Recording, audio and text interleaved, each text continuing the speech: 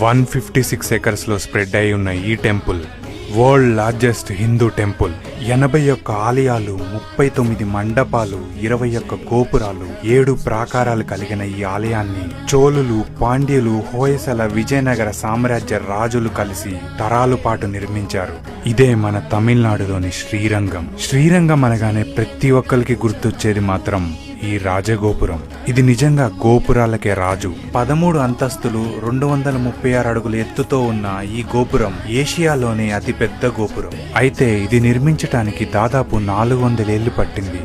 ఇంత అద్భుతంగా కలియుగ వైకుంఠంగా పిలువబడే ఈ ఆలయానికి ఒక విషాదమైన చరిత్ర కూడా ఉంది. 13th సెంచరీలో అల్లావుద్దీన్ ఖిల్జీ జనరల్ అయిన మాలిక్ కఫూర్ ఈ గుడిపై దాడి చేశాడు. ఇక్కడి భక్తులు, పూజారులు ఉత్సవ విగ్రహాన్ని తిరుపతిలో దాచి వీరిపై పోరాడారు. అలా గుడి మొత్తం రణరంగంలా మారి దాదాపు 13,000 మంది హిందువులు మరణించారు. ఇక్కడితో ఆగక మాలిక్ కఫూర్ సైన్యం బంగారు విగ్రహం కోసం వెతకసాగారు. వీళ్ళని డైవర్ట్ చేయడానికి వెల్లాయ్ అనే దేవదాసి డాన్స్ చేస్తూ సైన్యాధిపతిని మాయ చేసి గోపురం పైకి తీసుకెళ్లి చంపుతుంది. తను కూడా అక్కడి నుంచి దూకి ప్రాణాలను అర్పిస్తుంది. మీరు చూస్తే గుడిలో 20 గోపురాలు రంగులతో అద్భుతంగా ఉంటే ఒక్క ఈ గోపురం మాత్రమే తెల్లగా ఉంటుంది. తన త్యాగానికి గుర్తుగా ఈ గోపురాన్ని ఎప్పుడు తెల్లని సున్నంతో ఉంచుతారు.